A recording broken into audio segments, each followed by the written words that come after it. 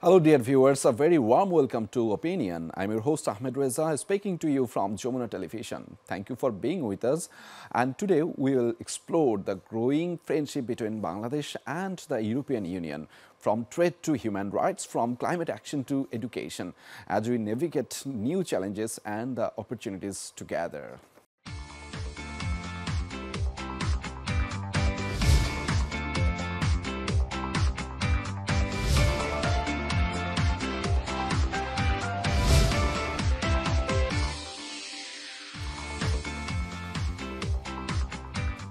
Ladies and gentlemen, today's episode is very special to us, and today we are honored to have His Excellency Ambassador Michael Miller, the head of the EU delegation to Bangladesh, with us. Excellency, welcome to Jamuna Television. How have you been?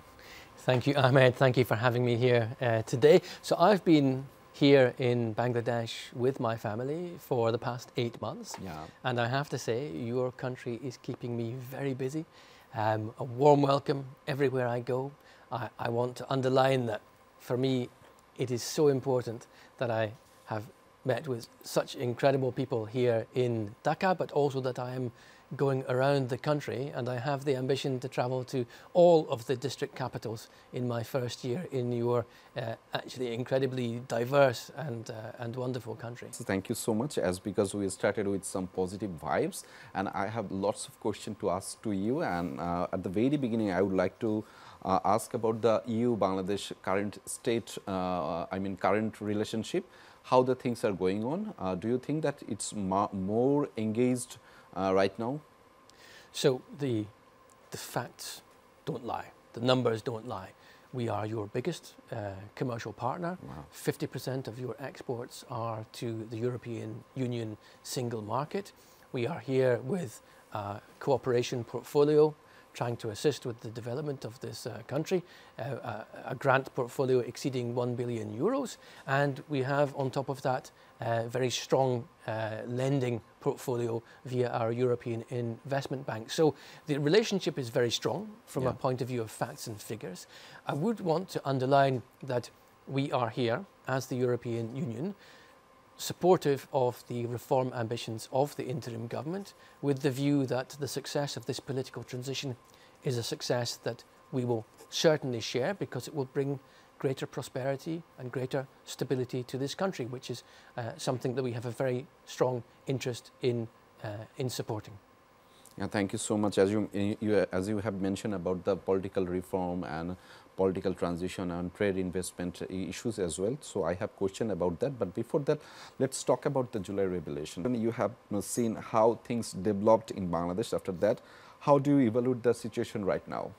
So we consider that Bangladesh is on the right path. We look at the way in which the reform commissions are identifying recommendations for reforms which should be quite ambitious and profound in nature. And we think that this is the right path for Bangladesh to follow. What we saw after the uprising of last year was that the interim government inherited a difficult situation when it came to economic performance, a difficult situation when it came to law and order, a difficult situation when it came to the stability of the financial sector. On all of these issues, what we see is that there has been over time an improvement. We are determined to stand with the authorities in Bangladesh to accompany a process which should lead even further down this path of reforms. So you are eager to work with Bangladesh regarding the reform issues, right? So we're working very closely with Bangladesh. What we are saying, of course, is that the reform agenda is going to be Bangladesh's reform agenda. What we are offering as Europeans is to look at the experience we have had in Europe in moving from autocracy, from dictatorship to democracy. Half of our continent has moved from dictatorship to democracy in the past 30 years. So there are valuable lessons that we think we have learned, and we offer the experience to Bangladesh to learn from what has worked or what has not worked so well for us in terms of promoting fundamental rights, ensuring judicial independence, promoting a free media. There is an abundance of experience that we think is relevant for your country. Would you kindly mention about that, how you can support here? Do you have any specific areas? So we are actually present in very many areas in Bangladesh. So where we think we can bring most profound support is where we are already active, such as in the management of public finances, or the fight against corruption, the reform of the judiciary, all areas where we have teams here on the ground, we have financing already available. But the point I would want to come back to is that we are a huge development partner for Bangladesh, clearly. But when it comes to reform processes, what we can share is our experience and our expertise. But I'm very eager to know about your perspective, your view regarding the issue of reform. Do you think that the things are going on the right track? So we have to wait and see. As I mentioned, it's a Bangladesh reform agenda that will emerge. We want to support an ambitious reform agenda in the country. What is happening now, of course, we follow the work of the reform commissions, the National Consensus Commission as well. We do understand that the political parties are extremely busy now talking with the National Consensus Commission to try to establish those reforms on which there is political agreement. The only observation I would have is that a focused and ambitious reform agenda, looking at some of the structural impediments to change, this is something that we would strongly welcome as the European Union, as your partner, as your political partner, as your commercial partner, and as your development partner. So it's all about the betterment of democracy, of course, and something like that, what you have mentioned already. So let's talk about the Generation Z. So how incredible it is, or how incredible this group for shaping the future of EU and Bangladesh. So let me start by saying that I was not in Bangladesh during the uprising, as we've established, but sitting in Europe, watching what was happening here from abroad, it was incredibly impressive to witness the courage of your young generation, their determination, and ultimately their success in trying to put in place a better Bangladesh, a Bangladesh 2.0. So that is the first thing. I come now to this studio from BRAC University, where I was having a dialogue with your student population. And again, what impresses me always is how vibrant that conversation is, how many excellent ideas are put on the table. Now, since you asked me about the role of Gen Z in the country at this point in time, what is important as an outside observer is to underline that the strength and the courage of the students should be channeled into productive politics. So there has to be continued engagement, because what happened last year, the ambition for reform, none of this happens overnight. It is going to be a continuous effort, building democracy, building better respect for fundamental rights, building a more successful economy. Gen Z is going to determine the success of this work, and I just want to encourage more of this grassroots civic engagement in order to make sure that the path is a one-way path that Bangladesh follows towards a brighter future. Yeah, thank you so much. But probably you may know that there is a debate ongoing here in Bangladesh that which should be the first, the reform or election. So as you are your friend of us, very close friend of Bangladesh, so what do you think? Which should be first, reform or election? So that's a tricky question. Our position is that we support the political transition in this country. We think it should be underpinned by fundamental rights, and we think it should lead to inclusive democratic elections. Now, if you look at that position, you think democratic elections that are inclusive, there will be need for a certain amount of reform before you reach that point. But it is not up to the European Union, or I would argue any external observer, to decide in which order the authorities should decide to proceed. What we want to be is helpful in this process. And the holding of democratic elections, of course, that will in a way be it will be the end of the interim government. Yep. We all want this interim government to achieve really specific key reforms to deliver what the citizens expressed when they went into the streets last year, but in a more channeled process where the energy we saw in the streets is going into normal, rational political debate. Well, there was a question mark for a long period of time here in Bangladesh about the election process. Do you think that the process is ongoing here in Bangladesh currently in a right track? So what we know is that there is a commitment to hold elections between December of this year and June of next year. This is what we have seen. There should be a democratic electoral process.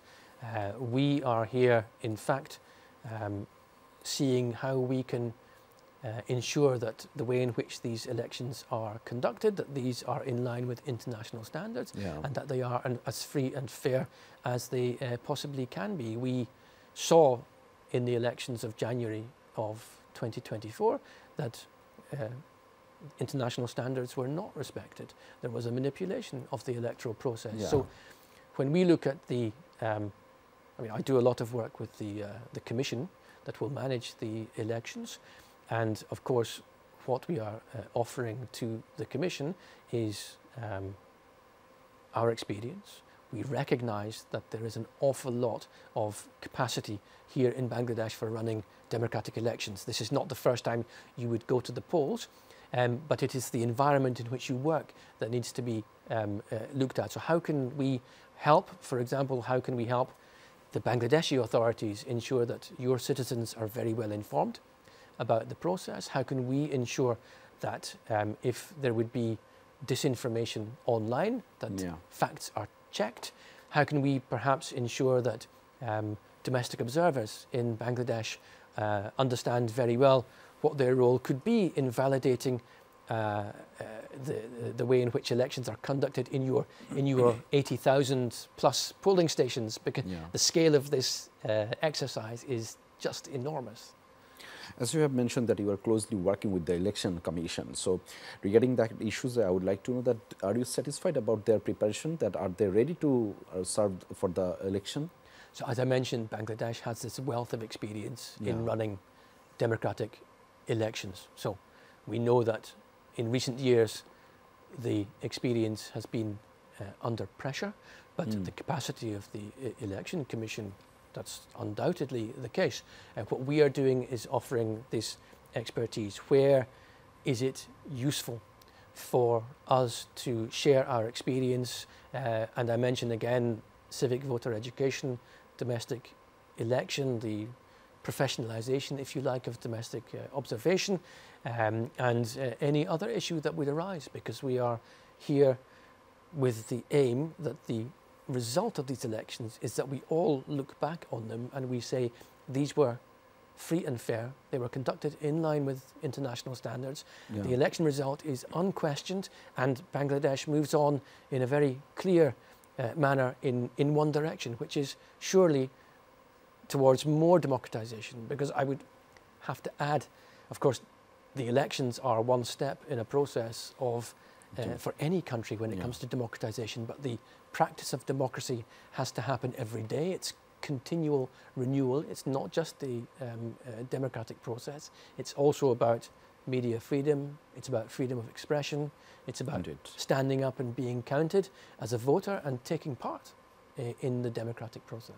Indeed. So you are the one who expressed your concern last year, 2024 election. So there was a concern about the democracy. There was a concern about the election process. So after that, what are the situation right now? How do you see, or how do you evaluate this situation right now? Right. So last year, indeed, we decided not to send an observer mission, for which we would, in any case, have required an invitation. But we were clearly seeing that the process would not be run correctly. This year we are asking the Ministry of Foreign Affairs and the Electoral Commission if they wish to see international observers on the spot in Bangladesh. We stand ready to be here, to observe, because we think that it is important that we are able to validate the outcome of the election process, to say this was handled professionally, and to be in a position to, we hope, ensure that all stakeholders in Bangladesh will look at the elections and say this was the democratic will of the people, and now we move on with our democracy. Yeah, things are good, and that I'm happy to know that you were ready to send the observer for the next election here in Bangladesh, and you expect about the free, fair, credible and inclusive election. That's correct. That's correct. We need an invitation before we can observe, but the offer is there to the authorities that we would come. Okay, thank you, Excellency. And I have many questions to ask to you, but before that, I have to take a break right now. So, ladies and gentlemen, we just heard some important insights about EU-Bangladesh relations, but there's more ahead to go. Stay with us. We'll be back after a short break.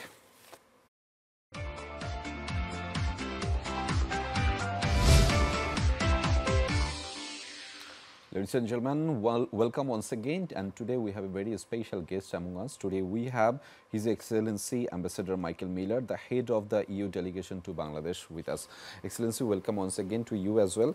As we are talking about the political transition and political situation here in Bangladesh, so I would like to know that from you that how the things are ongoing right now. About if I talk about the political situation in Bangladesh, as you transit this political moment in your life in Bangladesh, it is perfectly normal that there are new political parties emerging. You have new stakeholders in politics whose views should be represented. And I think, again, as an outside observer, what is important is that when you see these new groups emerging with different views, then they channel those views into the democratic process. So I think it would be a mistake to end up once more with street demonstrations, when what we want to see is that there is a move towards democratic elections in due course. Well, already you have made a couple of or more than parties, political parties here in Bangladesh. So what was the purpose and what basically the demand to you? So we are here to talk policy with the authorities, not with the political parties, but it is very important for me to understand the viewpoints of the various political parties. So I engage with them without discrimination, first of all, to listen to their points of views. In addition, where a political party is on occasion asking for advice about visiting our headquarters in Brussels and with whom to meet, then we are absolutely there to help guide them. That is our role as the European Union delegation. But we're not here to tell them anything. We're here to very much to listen to their points of view. But by the way, did they share any views or comments about the political situation here in Bangladesh to you? What I pick up consistently is that the political parties want to see the reform agenda emerge and then be implemented. The question remains on which issues the political parties find political agreement and how fast that political agreement is then implemented. That is a domestic decision. We stand by to help with the implementation. Well, what they said about the election? On the election, the different parties have different views, but it will be there is again consistency in pretty much between saying, okay, so they should happen between December of this year and January and June of next year. The one or two political parties do also put conditions on the elections. They want to see profound reform take place before the elections are organised. This is domestic politics. The European Union is an external observer. You're a huge political partner, trade partner, investment partner, development partner, but this is Bangladesh's business. We are here to help. We can offer our experience and we can offer assistance. Well, for a long period of time, there was a concern about human rights, freedom of speech and civic space in Bangladesh.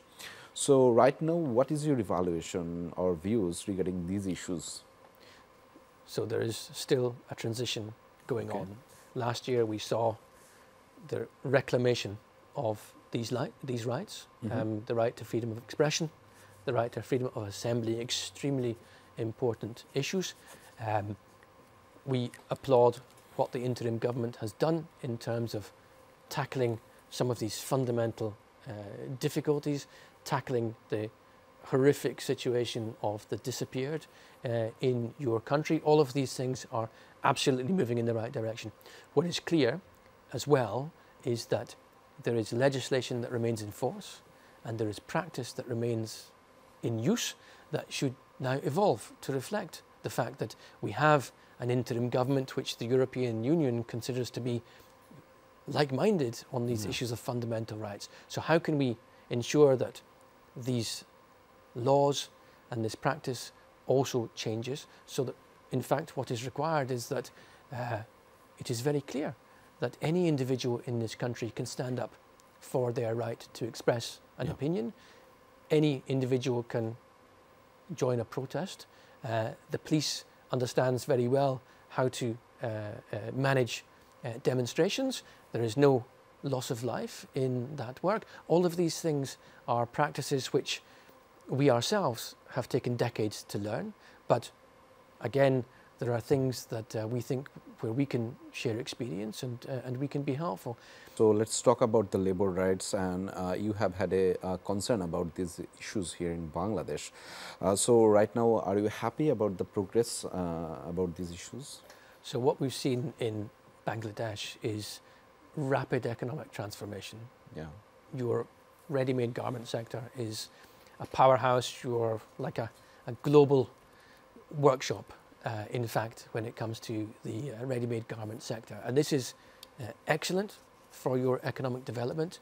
It's economic also for, in many ways, in social terms. But the rapidity of your development has also thrown up some challenges. So we see that still in the form of child labour in certain sectors, including in dangerous employment. We see it in the right to organise as trade unions, for example, still challenges. On these issues, what we have seen is that the interim government is moving the country in the right direction. There's a lot of work behind the scenes in a tripartite format, interim government, trade unions and employers. And my understanding is that we will very soon see a draft reformed Bangladesh Labour Act, which we will have a chance to assess. The reason we care so much is that as your premier export market, we want to ensure that our supply chains are respecting human rights, fundamental rights, and equally that those supply chains are respectful of the environment, because I don't think I need to explain to you how much the European Union is engaged on climate change issues and how essential we see it as a point for both the European Union and Bangladesh to work together. The question about climate change issues, but before that I would like to ask about the investment here in Bangladesh. And you know that before few days back, Bangladesh authority or Bangladesh government arranged an investment summit here in Dhaka especially. So they wanted to attract the foreign investor here in Bangladesh. So regarding your perspective, how do you see the challenges or how you will address the challenges here in Bangladesh, especially for the European investors? So the way we look at the economy here in Bangladesh is it is very dynamic. There is huge potential to invest in this country. There is huge potential for a transfer of technology and for profitable enterprise. We were very happy to see the interim government organise the investment summit with the Bangladesh Investment Development Authority in the driving seat, and we, the European Union, we sponsored and organised one full afternoon event on renewable energy because it's such an important issue in many respects, cross-cutting.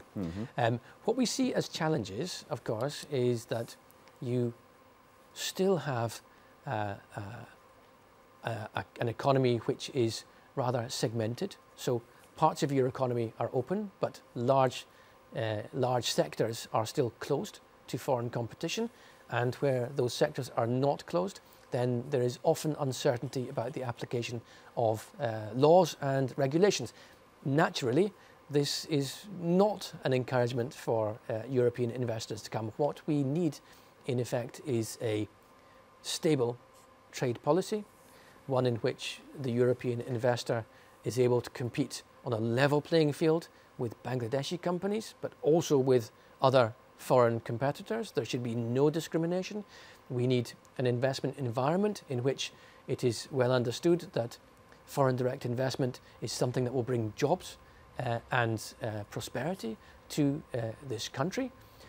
We need to see an environment in which our investors, they look at Bangladesh and they see the potential of the country. They don't look at Bangladesh and see the problems.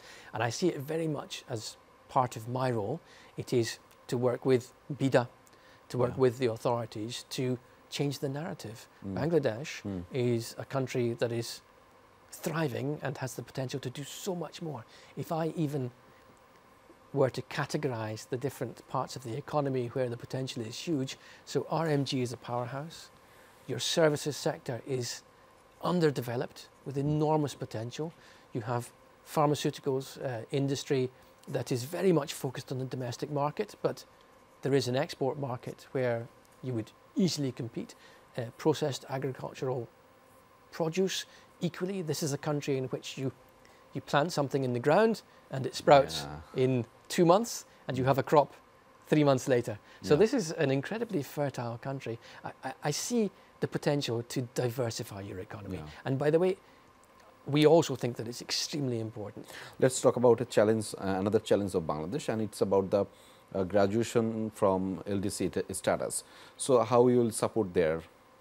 So indeed, in 2026, we know that this is the ambition of the interim government, is to maintain the timeline for graduation. As I can confirm, the European Union will give a 3-year transition period for Bangladesh until 2029, during which the same commercial regime will exist for your goods being exported to the European market. Essentially what that means is you will continue to benefit from duty-free, tariff-free, quota-free access to the EU market until 2029. After 2029, we are working with the authorities here to ensure that there is a well-prepared evolution of the commercial relationship. So no revolutions.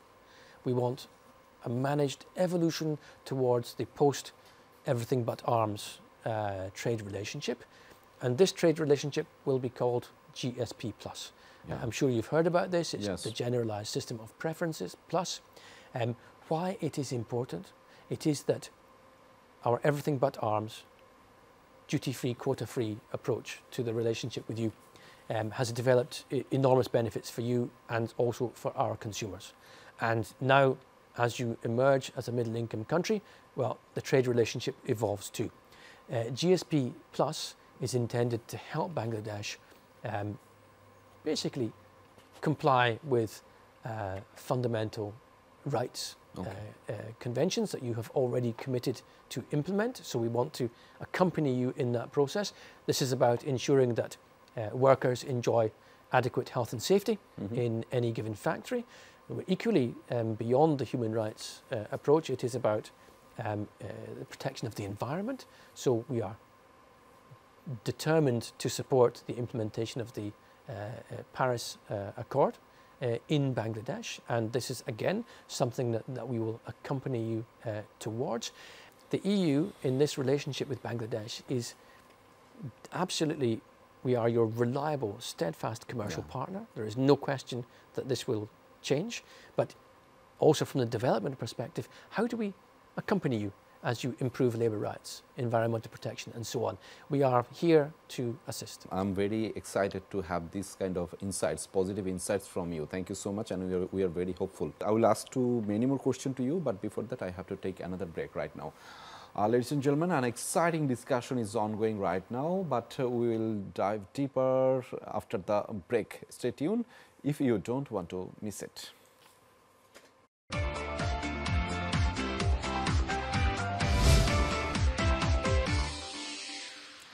Ladies and gentlemen, welcome to Opinion once again, and here with us today we have the special guest among us, His Excellency Ambassador Michael Miller, the head of the EU delegation to Bangladesh.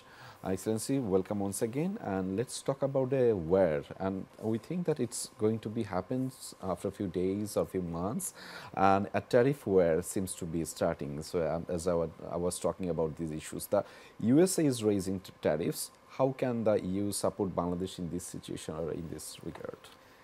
So we regret the recourse to tariffs. We do understand that there are things to do with the international trading system that need to be reformed, and we are extremely happy to offer our cooperation and negotiations with the United States.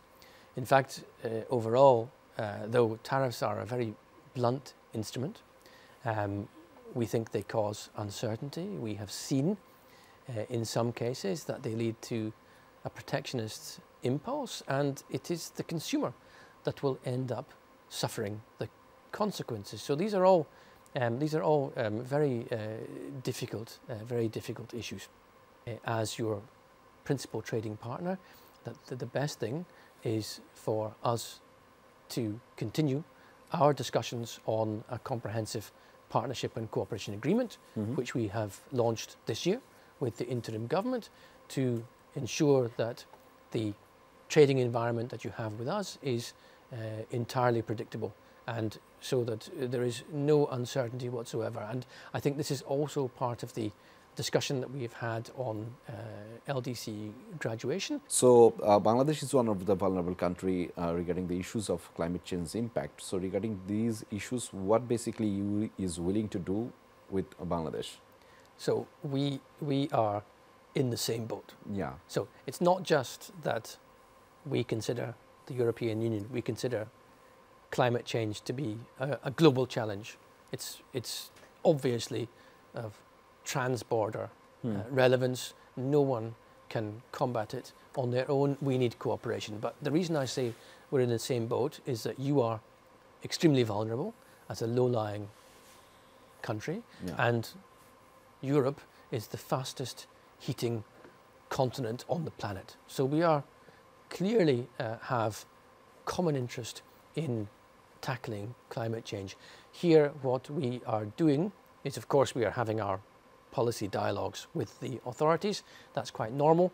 Beyond that, we are working on both climate mitigation and climate adaptation. So on mitigation, you may know that we are strongly pushing for greater ambition when it comes to the share of renewables in your energy mix.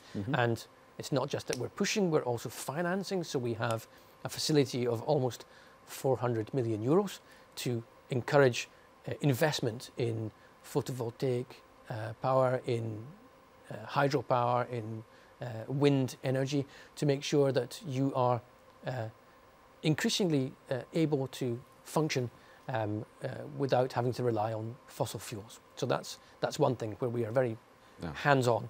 And when it comes to climate adaptation, well, there are lots of things we're doing at a local level with different upazila communities. So we are even down at the grassroots level working with civil society to see how individual farmers and civil society organizations can deal with the impact of climate change, which we already feel.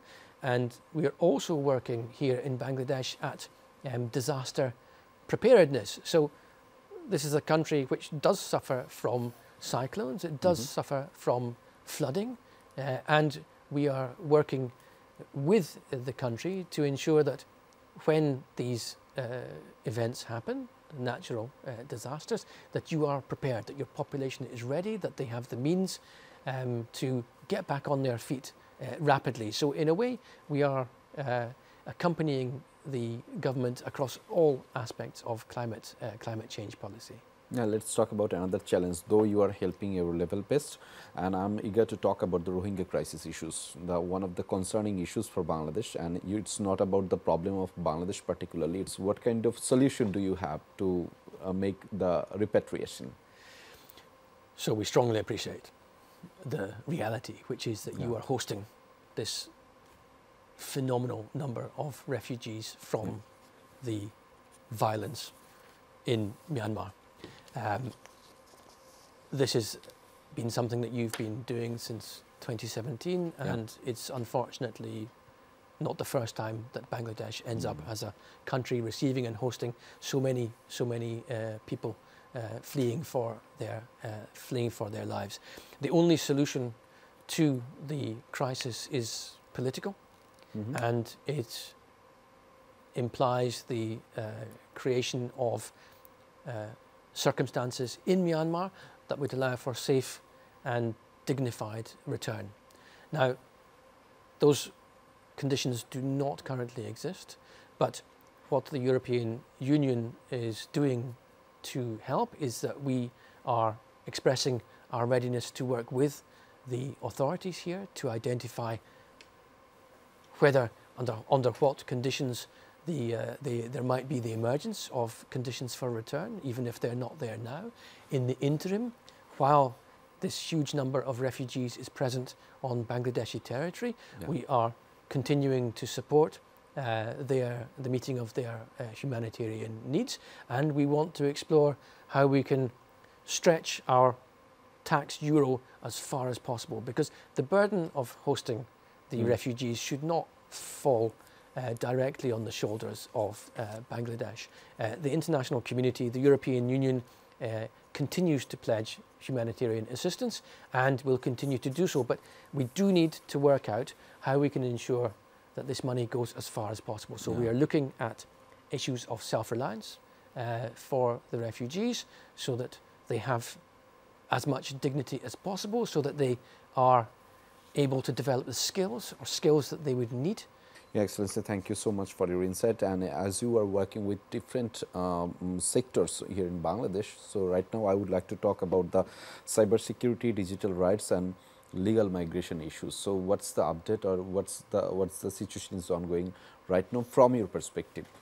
So we see that there is movement when it comes to cybersecurity, which is extremely welcome. Where we need to end up after this period of work of the interim government, we need to end up with a cybersecurity law that puts the rights of individuals front and centre, and that is not in any way, shape or form used for the purpose of repression. We recognise absolutely that there will be moments when, for the reasons of national security, the security services will need to have access to certain data, but it should be on the basis of a very clear procedure, validated.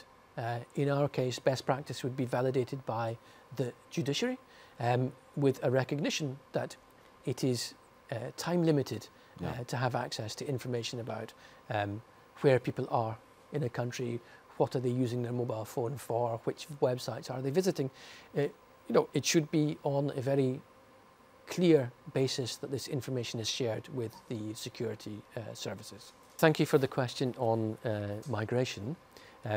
When we look at Bangladesh, we consider that we have to have a comprehensive approach to migration management. So when migration occurs, for whatever reason, we consider that it should be legal and it should be safe and it should be dignified. And we are trying to now put in place a talent partnership program, which will absolutely lead to legal, safe and dignified migration.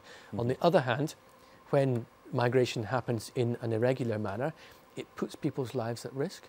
It is damaging for the reputation of the country, and we want to make sure that it is not impoverishing ordinary Bangladeshis or enriching criminal gangs, and therefore we do want to underline the need for very, very strong international cooperation to prevent people smuggling and people trafficking. Yeah, let's talk about another challenge, and I would like to talk about these issues very willingly regarding the issues of misinformation and disinformation. And you know that how important it is to talk, and you know that so in social media when we scroll something, we have got a lot of information, and most of them is our misinformation and especially the disinformation. So you are working on these issues as well. So what is your perspective regarding these issues? It's a challenge for all of us. Yeah, I think indeed.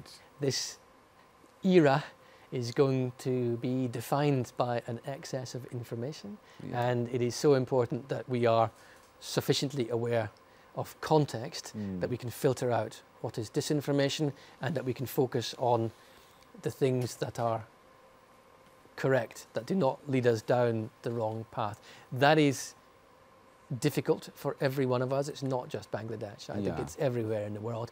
I do want to underline that also in the European Union, disinformation has been used to disrupt electoral processes, even very recently. So when we look ahead to your own forthcoming electoral process, we think it's particularly important that this is these are lessons learned that we can share. As I mentioned, we are intending to finance young youth activist-led work to fact-check information in the context of preparing for the next elections. We also have work ongoing with partners, including BBC Media Action and Deutsche Welle, precisely to try to promote greater awareness of the risks of misinformation in Bangladesh. Yeah, we are expecting about the positive things probably will come. And so I have two more questions to ask to you. That at the very beginning I would like to ask about your personal message to our youth. So my message to youth is to stand up for your rights, to be politically active and to be engaged, because anything is actually possible in a country as dynamic as Bangladesh. And what we saw last year in terms of the grassroots uprising of ordinary citizens, well, that energy now needs to be channeled into productive politics. Yeah, thank you so much. But before we finish, can you share some Bangla words with us? Probably I know, I have seen in social media that you can say a couple of Bangla words. Ahmed, আপনাকে অনেক ধন্যবাদ। আপনাকেও অনেক ধন্যবাদ Michael Miller, সম্মানিত ambassador, আপনি আমাদেরকে এসে এখানে সময় দিয়েছেন। Did you realize what I said to you? You need to repeat it for me slowly. It's okay. Thank you so much. Aste, I can say to you. Oh, aste aste বললে আপনি বুঝেন. Yes, that's exactly it. If you speak slowly, I will understand. Okay. As I said that আপনি আমাদেরকে সময় দিয়েছেন, এজন্য আপনাকে ধন্যবাদ। Thank you very much. Thank you, Excellency, for sharing your insightful thoughts with us. Thank you so much, and thank you so much for joining us. Thank you. Thank you. Dear ladies and gentlemen, that's all for today. Thank you for joining us, and thanks to all of our viewers as well. We discussed some very important topics, but the conversation doesn't end here. Stay informed, stay engaged, and remember one more thing, that your voice matters. And ladies and gentlemen, I'm Ahmed Reza, and this is Opinion, where your voice counts. See you next time.